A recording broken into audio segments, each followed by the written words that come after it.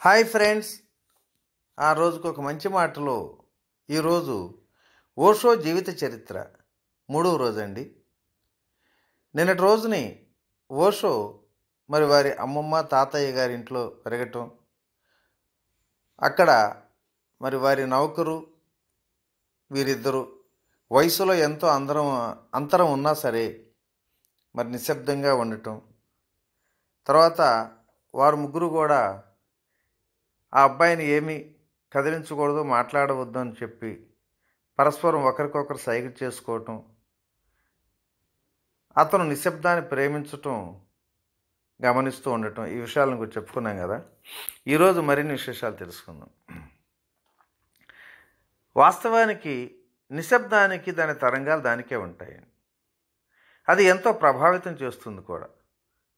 ముఖ్యంగా ఓ చిన్నపిల్లవాడి నిశ్శబ్దం, ఎవరి చేత బలవంతం చేయబడని పిల్లవాడి నిశ్శబ్దం, ఏదైతే నువ్వు అల్లరి చేస్తే గోల చేస్తే నేను కొడతానురా అని అనటం వల్ల కాకుండా వచ్చే నిశ్శబ్దం.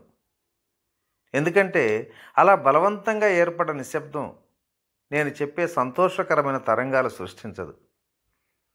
ఒక పసివాడు తనకు తానే నిశ్శబ్దంగా ఉన్నప్పుడు, ఆ నిశ్శబ్దాన్ని ఏ కారణం లేకుండా ఆనందించేటప్పుడు కలిగేటువంటి సంతోషకరమైన ప్రకంపనలు పూర్తిగా వేరుగా ఉంటాయి. అతని సంతోష కారణం లేనిది. అది నాలుగు వైపులా ఆనందపు అలలను సృష్టిస్తుంది. ఈ ప్రపంచంలో ప్రతి కుటుంబం పిల్లల దగ్గర నుంచి నేర్చుకుంటూనే ఉంటుంది. మీరు వారికి బోధించడానికి ఎంతో తొందరపడతారు, కానీ ఎవ్వరూ వారి నుంచి నేర్చుకుందాం అని అనుకోరు. వాస్తవానికి వారి దగ్గర నేర్చుకునేందుకు చాలా ఉంది, కానీ మీరు మాత్రం వారి దగ్గర ఏమీ బోధించడానికి ఏమీ లేదనుకుంటారు. కేవలం మీరు వారికంటే పెద్దవారు, శక్తివంతులు కాబట్టి మీరు ఎక్కడికి చేరాలో, లోపలి ప్రపంచంలో మీ స్థితి ఏమిటో ఎప్పుడూ ఆలోచించకుండా మీరు వారిని మీలాగే తయారు చేయటం మొదలు పెడతారు. మీరు పూర్తిగా అమాయకులు మరియు మీరు మీ పిల్లలను కూడా అలాగే కావాలని కోరుకుంటున్నారా? కానీ ఎవ్వరూ ఇలా ఆలోచించరు. అలా కాకపోతే జనం చిన్నపిల్లల దగ్గర నుంచి నేర్చుకునే ఉండేవాళ్ళు కూడా. పిల్లలు మరో ప్రపంచం నుంచి ఎంతో తీసుకొని వస్తారు, ఎందుకంటే వారు నూతనంగా వచ్చిన వారు కదా. కనుక వారి దగ్గర ఇంకా ఆ గర్భం యొక్క నిశ్శబ్దం, అస్తిత్వం యొక్క నిశ్శబ్దం ఉంటూనే ఉంటుంది. నాకు అది అనుకోకుండా కాకతాళీయంగా జరిగిందనుకోండి. 7 ఏళ్ల పాటు నేను శాంతంగానే ఉండిపోవటం, నాతో పోట్లాడేవారు, నన్ను ఈ లోకంలో వ్యాపారం కోసం, రాజనీతికై, లౌక్యంగా ఉండటానికై సిద్ధం చేసేవారు ఎవ్వరూ లేరు. మా తాతయ్య అమ్మమ్మలు ఎంత సాధ్యమైతే అంతగా నన్ను సహజంగా ఉండేందుకే వదిలేశారు. ప్రత్యేకంగా మా అమ్మమ్మది మరీ అలా ఉండేది. మా అమ్మమ్మ ఇలాంటి చిన్న చిన్న విషయాలు మీ జీవితం తీరుని ప్రభావితం చేస్తాయి కూడా. మొత్తం స్త్రీ జాతిపై నాకున్న గౌరవానికి ఆమె కూడా ఒక కారణం. ఆమె ఒక సాధారణమైన స్త్రీ, చదువు లేనిది, కానీ చాలా సున్నిత మనస్కురాలు. ఆమె మా తాతయ్యకి నౌకరికి స్పష్టంగా ఇలా చెప్పేది: మనల్ని ఎక్కడికి చేర్చని ఓ రకమైన జీవితాన్ని గడిపాం. మనం ఎప్పటికీ అలాగే ఖాళీగానే ఉన్నాం. ఇప్పుడు మరణం కూడా సమీపిస్తుంది. కాబట్టి చిన్నవాడిని మనం ఏ ప్రభావితం కాకుండా చేద్దాం. అయినా మనం అతనిపై ఏ ప్రభావం కలిగించగలం? మనం అతన్ని మనలాగే తయారు చేయగలం.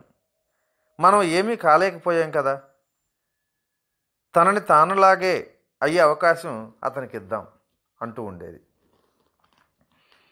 మా తాతయ్య రాత్రి వేళ నేను నిద్రపోతున్నాను అనుకొని ఆమెతో ఇలా చెప్పటం విన్నా: నువ్వు నన్ను ఇలా చేయమంటున్నావు, అందుకే నేను అలాగే చేస్తున్నా. కానీ ఇతను ఇంకొకరి కుమారుడు ఇప్పుడు లేక ఆ తర్వాత అయినా సరే అతని తల్లిదండ్రులు నా దగ్గరికి వచ్చి ఏమడుగుతారో తెలుసా? మీరు ఇతనికి మర్యాద, సభ్యత, సంస్కారాలు, నలుగురితో పెద్దలతో మెలిగే విధానం, శిష్టాచారాలు ఏమీ నేర్పలేదే. పిల్లవాడు క్రమశిక్షణ లేకుండా తయారయ్యాడు. అని వాళ్ళు మనల్ని అడిగితే ఏం చెప్పాలి? అందుకు ఆమె అంటుంది, దాని గురించి ఏం బెంగపడొద్దులేండి. ఈ లోకంలో ప్రతి ఒక్కరూ నాగరికంగా సభ్యతా సంస్కారం నేర్చుకునే ఉన్నారు. కానీ దానివల్ల లాభం ఏంటి? మీరు చాలా నాగరికులు. దాని నుంచి మీకేమొచ్చింది? ఎక్కువలో ఎక్కువగా అతనికి తల్లిదండ్రులకి మనపై కోపం వస్తుంది, అంతే కదా. వారి కోపం రానివ్వండిలే, వాళ్ళు మనకేమి హాని చేయరు కదా. ఆ సమయం వచ్చేసరికి అబ్బాయి తన జీవిత విధానాన్ని వాళ్ళు మార్చగలగలేనంతగా పెద్దవాడవుతాడు. నేను వృద్ధురాలైన ఆ స్త్రీ పట్ల అత్యంత కృతజ్ఞతగా ఉండిపోయాను ఆ మాటలతో. మా తాతయ్య మాత్రం ఇప్పుడు కానీ లేక తర్వాత అయినా సరే నేను ఇలా అనటానికి తానే బాధ్యుడు అంటారేమోనని అనేకసార్లు చింతించేవాడు. మీ దగ్గర మా అబ్బాయిని వదిలేశాం, మీరు అతనికి ఏమీ నేర్పలేదే అని అంటారని మా తాతయ్య బెంగ. మా అమ్మమ్మ అసలు ఏమాత్రం ఒప్పుకునేది కాదు. ఎందుకంటే ఆ ఊరిలో నాకు భాషా జ్ఞానంతో తొలి అక్షరాలు కొద్దో గొప్పో, లెక్కలు, భూగోళ శాస్త్రం కొద్దిగానే చెప్పగల వ్యక్తి ఉన్నాడు. అతను 4వ తరగతి దాకా చదువుకున్నవాడు. దాన్నే భారతదేశంలో ప్రాథమిక విద్య అని అంటారు. కానీ అతను ఆ ఊరిలో అందరికంటే ఎక్కువగా చదువుకున్నవాడి కింద లెక్క, 4వ తరగతి అయినా సరే. మా తాతయ్య చాలా గట్టిగా ప్రయత్నించాడు. అతను వచ్చి పిల్లవాడికి చదువు నేర్పిస్తే కనీసం అక్షరాలు, కొంచెం గణితం అని తెలుసుకుంటాడులే. నేను మా తల్లిదండ్రుల దగ్గరికి వెళ్ళేటప్పుడు ఈ పిల్లవాడిని 7 ఏళ్ళు పూర్తిగా వ్యర్థం చేశామని వాళ్ళు అనకుండానే ఉంటారు అనుకునేవాడు.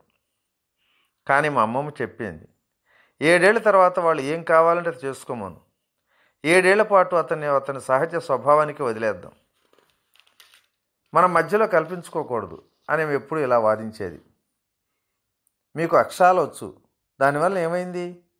మీకు గణితం వచ్చు, దానివల్ల ఏమన్నా ఉపయోగమా? మీరు కొంచెం ధనం కూడా సంపాదించారు కదా.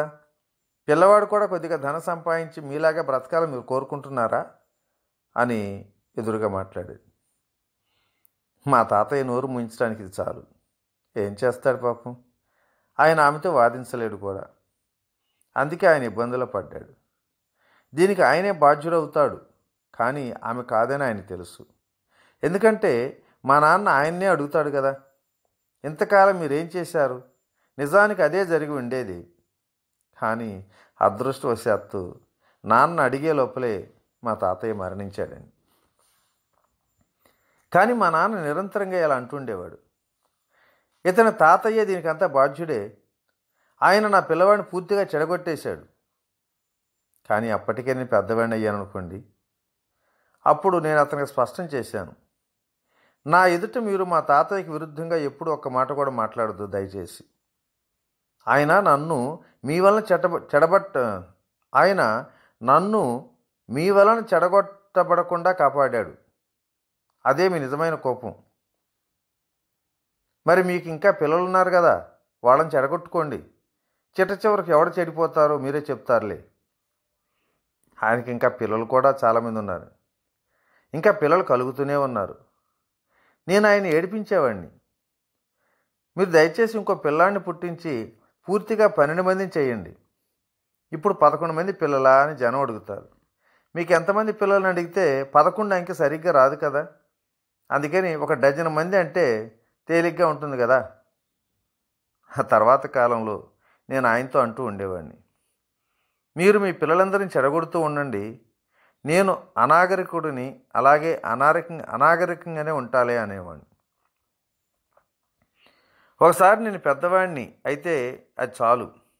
అందుకే జనం గట్టిగా చెప్తూ ఉంటారు, పిల్లవాడిని ఎంత త్వరగా వీలైతే అంత త్వరగా అదుపులో పెట్టుకోవాలి, సమయం వృధా చేయొద్దు. ఎందుకంటే ఎంత త్వరగా పిల్లవాడిని అదుపాజ్ఞలో పెడితే పిల్లవాడు అంత సులువుగా లొంగుతాడు. ఒకసారి పిల్లవాడు పెద్దవాడు అయ్యాడంటే చాలు, ఇంకా అప్పుడు అతన్ని మీ ఇష్ట ప్రకారం ఉంచడం కష్టం అవుతుంది అని పెద్దవాళ్ళు అనుకుంటారు. జీవితం 7 ఏళ్ల చక్ర పరిభ్రమణంలా ఉంటుంది. 7 ఏళ్ళు అయ్యేసరికి పిల్లవాడు పూర్తిగా దృఢంగా అవుతాడు. ఇప్పుడు ఇంకా మీరు ఏమీ చేయలేరు కూడా. ఇప్పుడు అతను ఎక్కడికి వెళ్ళాలో ఏం చేయాలో తెలుసు. అతను వాదించడానికి సమర్థుడు కూడా అవుతాడు. అతను తప్ప ఏమిటో సరైనది ఏమిటో చూడటంలో సమర్థుడవుతాడు. అతను తప్పేమిటో సరైందేమిటో చూడటం సమర్థుడిగా ఉంటాడు. అతనికి 7 ఏళ్ళు వచ్చినప్పుడు అతనికి స్పష్టత పూర్తి ఎత్తుకు చేరి ఉంటుంది. మీరు అతని తొలి బాల్యపు రోజులు చెడగొట్టకుండా ఉన్నట్లయితే 7 ఏళ్ళు వచ్చేసరికి అతను ప్రతి విషయం గురించి ఎంత పూర్తి స్పష్టతగా ఉంటాడు అంటే అతని జీవితం అంతా ఎలాంటి పశ్చాత్తాపం లేకుండా గడుపుతాడు అని. నేను ఎలాంటి పశ్చాత్తాపం లేకుండానే జీవించాను. నన్ను నేను తెలుసుకోవటానికి కనుక్కోవటానికి కూడా ప్రయత్నించాను. నేను ఎప్పుడైనా ఏమైనా తప్పు చేశానా, అలా అని జనం నేను చేసినంతా సరైందని ఆలోచించారా అని కాదు. అది కాదు అసలు విషయం. నేను చేసింది ఏదైనా తప్పు అని నేను ఎప్పుడూ అనుకోలేదు. ప్రపంచం అంతా నాది తప్పు అని అనుకోవచ్చు, కానీ నా వరకు నేను చేసింది అనుకున్నది సరైనదే అని నిశ్చయంగా అనిపించేది. కనుక గతం గురించి పశ్చాత్తాపపడే ప్రశ్నే లేదు నాకు. గతం గురించి మీరు పశ్చాత్తాపపడే అవసరం లేకపోతే దాని నుంచి మీరు విముక్తి పొందుతారు. గతం మిమ్మల్ని ఒక 8 చేతుల జంతువులాగా, ఆక్టోపస్ లాగా మెలిపెట్టి బంధిస్తుంది. ఎందుకంటే మీరు చాలాసార్లు ఇలా అనుకుంటూ ఉంటారు, నేను అలా చేయకుండా ఉండాల్సింది, లేక నేను ఏదైనా చేయాలో దాన్ని చేయలే. ఇలాంటి విషయాలన్నీ మిమ్మల్ని వెనక్కి లాగుతూనే ఉంటాయి. నేను ఎప్పుడూ వెనక్కి చూడలే. నాకు గతం అనేది లేనే లేదు. కనుక గుర్తుంచుకోండి, ఒక యథార్థమైన జ్ఞాపకం ఒక వ్యక్తిని బానిసగా చేయలేదు. మానసికమైన జ్ఞాపకం అయితే మీరు ఆలోచించే విషయాలతో కూడి ఉంటుంది, లేక మీరు నిబంధనలకు లోనై ఆలోచించేందుకు అలవాటు పడి ఉండటం జరుగుతుంది. అప్పుడు అక్కడ ఒక గాయం అవుతుంది. అది ఒక మానసికమైన గాయం. ఓకే మాస్టర్స్, మరి ఈరోజు ఈ మంచి మాటని ఇంతటితో ముగించుకుందాం. రేపటి రోజుని మరి ఓషో తాతయ్య అమ్మమ్మల అనుబంధం ఏమిటో చెప్పుకుందాం. ఇట్లు మీ రామిరెడ్డి మానసరావు. Thank you.